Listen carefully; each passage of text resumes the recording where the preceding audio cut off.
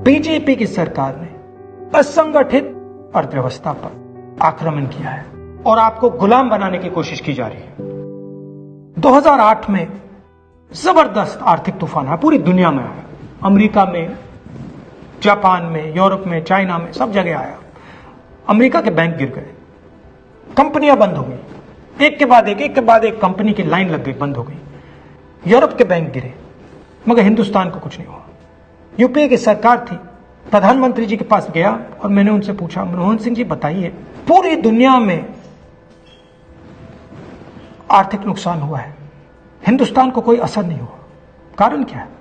मनमोहन सिंह जी ने कहा, राहुल, अगर हिंदुस्तान की अर्थव्यवस्था को समझना चाहते हो तो यह समझना होगा कि हिंदुस्तान में दो अर्थव्यवस्थाएं हैं। पहली असंगठित अर्थव्यवस्था और दूसरी संगठित अर्थव्यवस्था।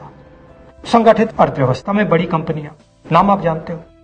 असंगठित अर्थव्यवस्था में किसान, मजदूर, छोटे दुकानदार, मिडिल साइज कंपनीज।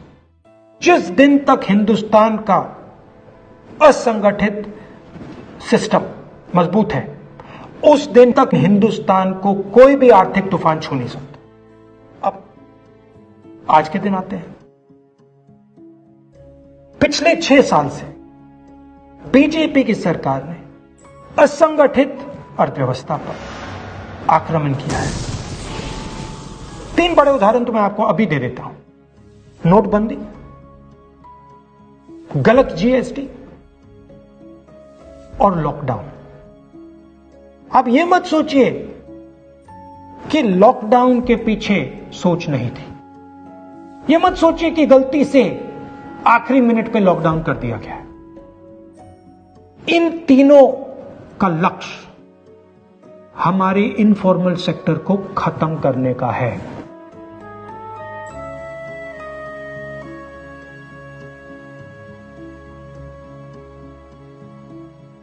प्रधानमंत्री जी को अगर सरकार चलानी है, मीडिया की जरूरत है, मार्केटिंग की जरूरत है। मीडिया और मार्केटिंग 15-20 लोग करते हैं। इनफॉर्मल सेक्टर में पैसा है, लाखों करोड़ रुपए, जिसको ये लोग छू नहीं सकते।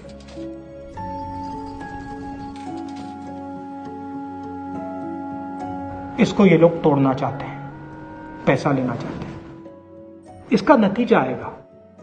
नतीजा यह होगा कि हिंदुस्तान रोजगार पैदा नहीं कर पाएगा। क्यों?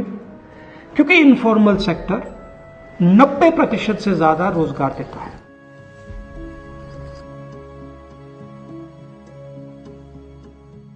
जिस दिन इनफॉर्मल सेक्टर खत्म हो गया, नष्ट हो गया, उस दिन हिंदुस्तान रोजगार पैदा नहीं कर पाएगा।